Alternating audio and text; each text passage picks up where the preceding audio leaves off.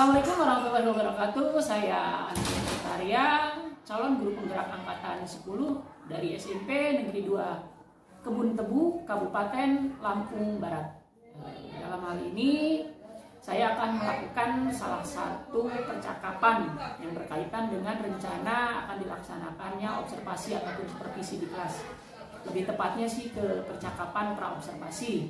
Di samping saya sudah ada rekan dari satu sekolahan saya, Bu Intan. Beliau mengampu mata pelajaran IPA di kelas 7 ya Bu ya? Iya, kelas 7 Pak. Oke. Sebelum saya melakukan beberapa pertanyaan, mengajukan pertanyaan ke Ibu, saya izin ya Bu ya untuk menjelaskan sedikit. Salah satu tujuannya supervisi pendidikan itu ataupun observasi di kelas itu adalah untuk mengetahui sejauh mana pembelajaran kita efektif atau tidaknya di kelas.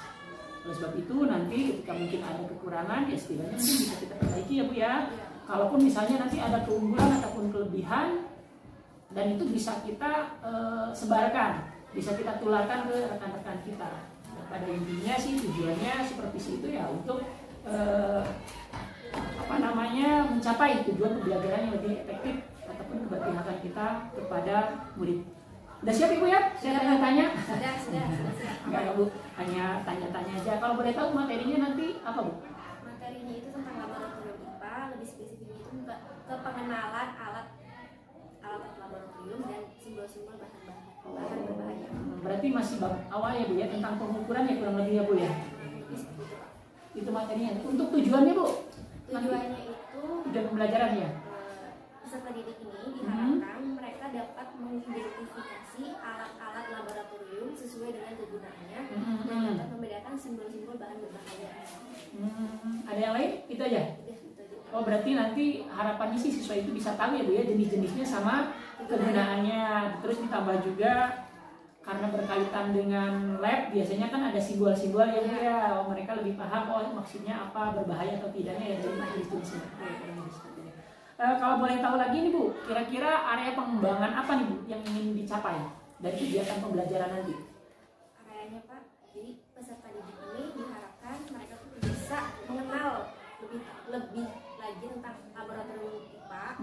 Apalagi mereka itu kan dari SD ke SMP. Oh iya. Jadi mereka belum tahu dasar, maksudnya pasti ada perbedaan ya ruang kelas sama ruang lab. Artinya mungkin lebih ke pengenalan lab aja lah ya. Artinya gini, kalau di SD kan setahu saya nggak ada ya lab IPA, sementara untuk tingkatan SMP itu ternyata ada lab dan kegunaannya seperti ini. Oke. Kalau boleh tahu juga nih strategi apa yang dipersiapkan Bu untuk pembelajaran nanti, ataupun strategi apa yang digunakan pas pembelajaran nanti?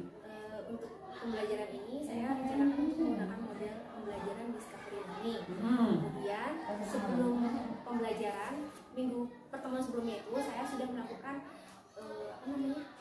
tes gaya belajar. Untuk mengetahui gaya belajar. Gaya belajar nanti saya rencanakan anak-anak ini kita kelompokkan berdasarkan gaya belajar ini. Ada gaya belajar kinestetik, audio, dan visual. Tapi kalau boleh tahu nih, kalau dari hasil tes kemarin ketiga-tiganya itu baik itu kinestetik, audio, visual sama visual itu sudah terwakili semua dari kelas yang akan kita observasi. Sudah Pak, sudah terwakili. Tapi memang karena mereka baru naik ke SMP, kalau menurut saya itu kayak mereka masih untuk pengenalan menjawab soal kuesioner itu masih bingung. Jadi ketika hasil kita analisis itu masih ada yang ketiga-tiganya ada gitu. Gitu ya.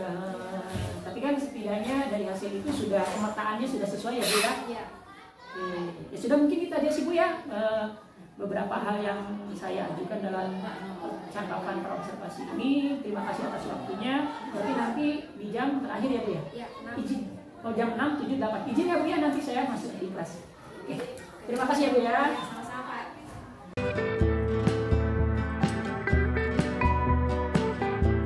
Assalamualaikum warahmatullahi wabarakatuh. Waalaikumsalam warahmatullahi wabarakatuh. Selamat siang anak-anak. Siang. Bagaimana kabarnya? Baik. Ingat kan yang kemarin kalau misalnya ibu tanya bagaimana kabarnya? Alhamdulillah. Lancar. Terus saya tanya lagi ya. Bagaimana kabar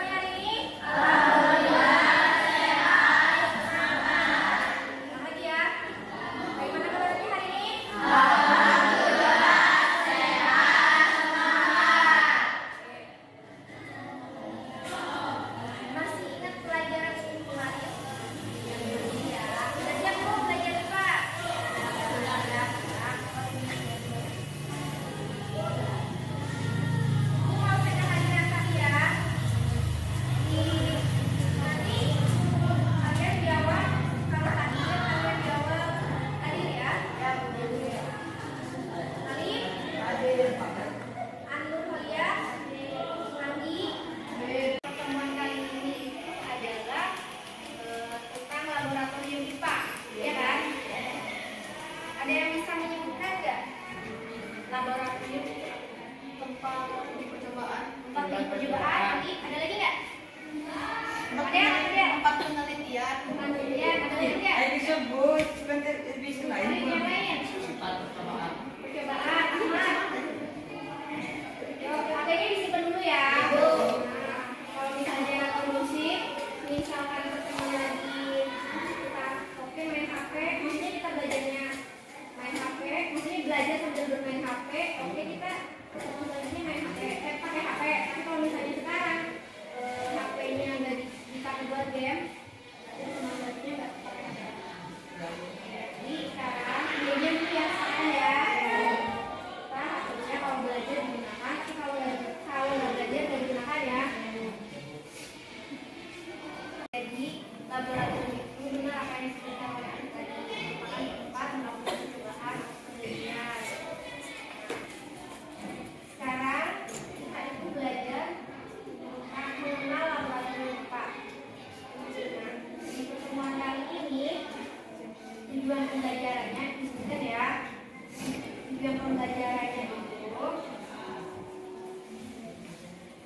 ini tujuan pembelajaran itu yang pertama, peserta didik dapat mengidentifikasi peralatan laboratorium berdasarkan kegunaannya dan dapat membedakan simbol-simbol bahan berbahaya di laboratorium dengan menggunakan model pembelajaran discovery learning. Nah, untuk mengembangkan nilai tanggung jawab, responsif, dan proaktif. Jadi kan di sini ada nilai tanggung jawab, responsif, dan proaktif. Kan ibu nanti mengenalkan kalian tentang alat-alat. Nah, kalian harus tahu fungsi dari alat-alat itu apa. Kemudian juga ketika di laboratorium kalian harus punya sifat tanggung jawab. Ketika kita menggunakannya, kita harus membersihkannya, dan lain sebagainya itu kita sebagai bentuk rasa tanggung jawab.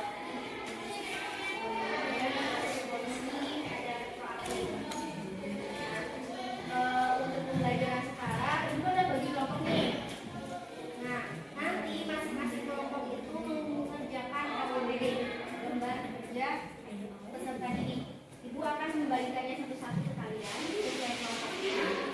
Nah, untuk kelompoknya itu nanti kalian bisa melakukan mengeksplor menggunakan paket juga. Ibu akan kasih sumber belajar yang lain juga. Nanti kalian bisa memanfaatkan sumber belajar yang ibu kasih di sini. Kita belajar bersama-sama. Oke, kita yang bawa HP bisa gunakan bersama-sama. Ada pertanyaannya nggak? Ada. Aman nih? Aman ya?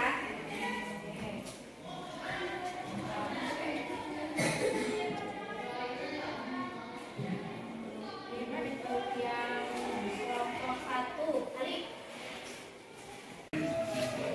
Untuk kelompok 1, Alif, Manur, kemudian Sasmi, itu ya, Kalista, kemudian Kalista. Nanti kalian kumpul bersama ibu di sini. Kita mengamati secara langsung tentang alat laboratorium. Kemudian kelompok 2 juga, kelompoknya Dinda, Kasian, dan Bunga. Marcel ya? Kesini juga. Nah, 1, 2, kesini ya. Kemudian kelompok 3, Dinda, Sinta, Yonatan, Fadel, Natasha, Zira, kelompok 4. Nanti kalian akses ya, scan barcode. Nah, itu ya. Kemudian kelompok ini, kelompok 6, Regina, Nadia, Mama, juga di sini. Jadi ada 3 kelompok ya. Kemudian untuk kelompok 7, Andi, Ajis, Dani. Andi, Ajis, Dani mana? Kemudian kita belajarnya dengan menggunakan poster. Ada posternya. Andi, ada poster. Nanti kita amatin ini. Oke, enakan mana? Nanti di scan barcode ya. Jadi pakai HP Google. Mana namanya yang mau scan Google? Itu di bawah ada ya. Mana kelompoknya?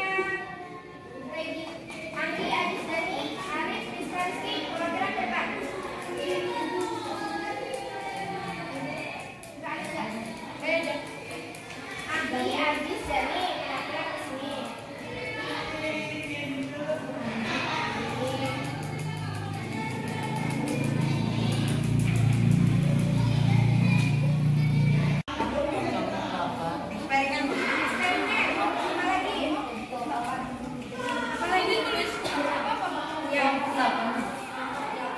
Coba buka dulu yang bagian stimulus.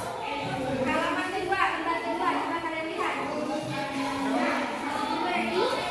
Halaman kedua, lihat. Itu ada gambar apa? Laboratorium. Apa lagi? Bereksperimen. Eksperimen. Apa lagi? Pengecekan. Mencoba. Penelitian.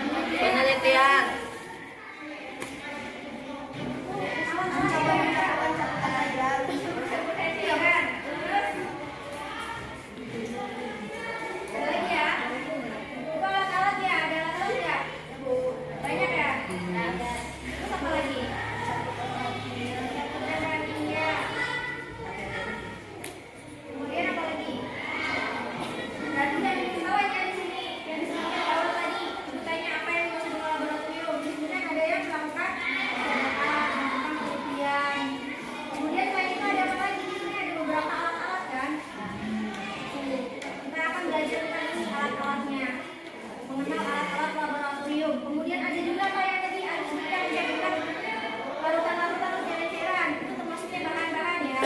Nah, kita harus tahu bahan-bahan itu berbahaya atau tidak.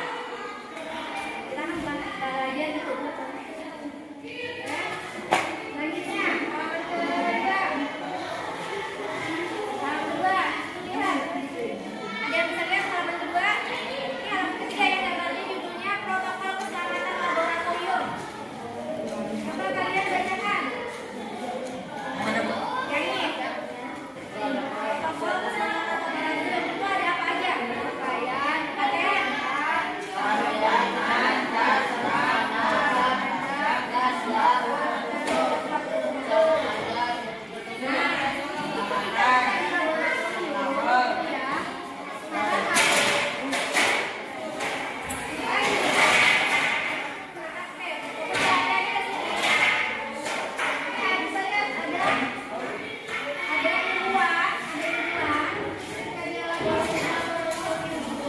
Dia menggunakan kacamata untuk keselamatan matanya, atau disebutnya double.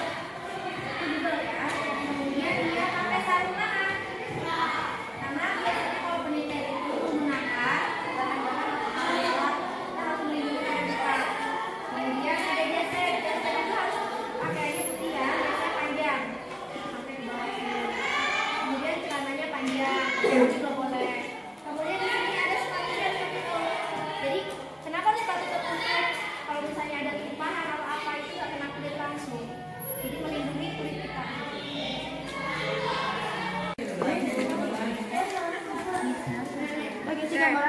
Nah, bisa pakai juga Bu. Oke, kali ini ya, ini kan kalian isi. Nah, coba. Makanya per kelompok dulu, per kelompok mana kelompoknya Alif? 1, 2, 2, sebelah sini dulu. Nah, nanti kalian gambarkan. Karena ini gambar satu dulu nih.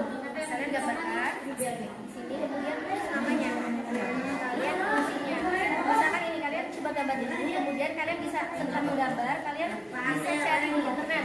Bawa HP kan? Nah, cari informasi fungsi apa, kegunaannya apa. Nah, misalnya ini apa namanya? Ini namanya tabung gas. Kemudian ini apanya? Fungsinya apa? Ini namanya apa? Nah, fungsinya apa? Kemudian ini apa? Ini apa?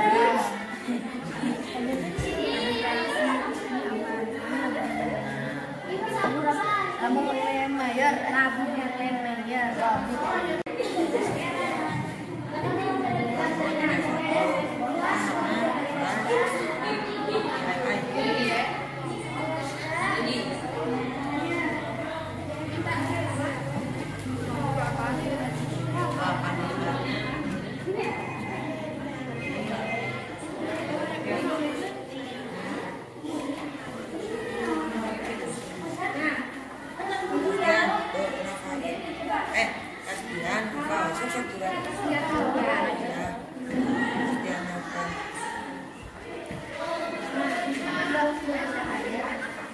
Gambar sama gambarin saya ya.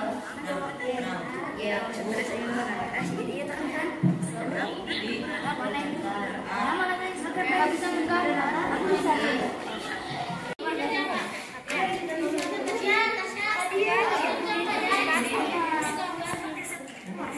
mau saling gimana sambil sharing gambar aslinya ya.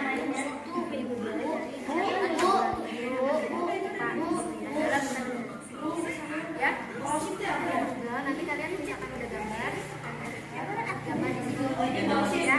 Kadang-kadang nggak boleh atas sini nih alat-alat laboratorium. Eksperimen itu mana? Bener-bener ya? Mana sih?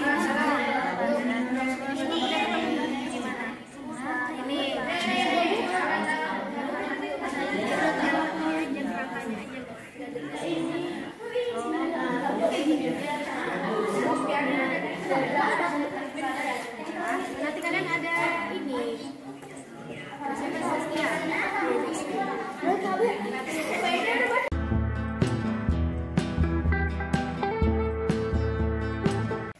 Oke, selamat siang Bu Intan. Selamat siang Pak. Nah, seperti janji saya hari ini menghadirkan rekan saya dari CGP. Beliau ini PP buat saya untuk melakukan pasca observasi yang di hari Rabu kemarin kan saya sudah mengobservasi Ibu di kelas 7D yang kemarin ya kalau nggak salah. Betul. Nah sekarang seperti yang saya bilang bahwa setelah kemarin ada percakapan lagi nih ya salahnya sekarang. Terima kasih atas waktunya sebelumnya.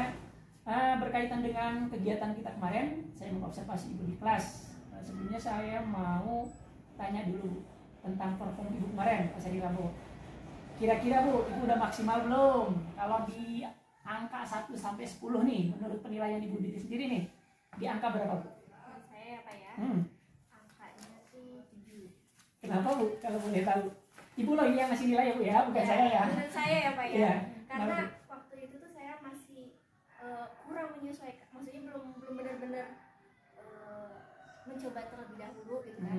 Karena pagi itu saya sudah maksudnya untuk menyiapkan kan. Menyiapkan alat-alatnya gitu ya betul. Kemudian saya juga tuh belum maksudnya memberitahukan anak-anaknya kelompok gitu Pak. Oh. Jadi itu karena waktu itu pelaksananya itu kayak masih ngatur anak-anaknya itu loh Pak. Jadi spontan lah ya Iya. untuk pembagian, makanya kemarin Pembagian terlihat, kelompok makanya gitu. kayak nggak acak kita gitu apa-apa. Di situ di awal. Jadi kayak kalau dari awalnya udah deg-degan di situ sama kelompoknya. Jadi kan selama pembelajaran itu kita harus gimana anak-anak itu harus nyaman kan Pak. Iya betul. Nah pada saat pembagian kelompok itu anak-anak pun ada yang protes. Bu saya nggak mau sama ini. Oh, Jadi iya, kan mau iya. nggak mau kita anak-anak tuh harus nyaman dulu. Kita gimana kasih pengertian dulu ke mereka. Iya. Akhirnya makan waktu di situ kan Pak. Jadi itu mungkin lebih ke salah satu alasan pengkondisian pengkondisian anak-anak ya. Tapi kalau menurut saya sih kemarin sejauh ini sih sudah bagus Ibu. Artinya seperti yang saya bilang kan untuk pembelajaran kompetensinya sudah ada tuh di situ. Karena kan kemarin 3 jenisnya kena banget ya Bu. Jadi mulai dari audio visualnya ada kan terwakili, gitu juga yang kinestetiknya, yang pendengarannya juga kan yang audio tadi juga sudah terwakili sih. Cuman kalau kemarin itu ada yang kurang sedikit, tujuan pembelajarannya kurang dijabarkan di awal. Nah, itu juga ya nggak apa-apa sih Bu ya. Tapi kan itu kan bukan poin penting sih. Yang penting kan lebih ke apa yang kita sampaikan itu bisa diserap oleh anak kan gitu kan. Untuk kita melihat mudah-mudahan nanti di depannya lebih baik lagi. Intinya kan itu kan tujuan kita ataupun saya melakukan observasi itu. Itu sih kalau dari saya gitu juga ya tadi pas kegiatan kelompoknya itu memang terlihat masih acak-acakan ya saya bisa memahami itu. Ditambah juga kan karena kita menggunakan aula kan jadinya kurang itu. Rencana ke depan kira-kira apa Bu?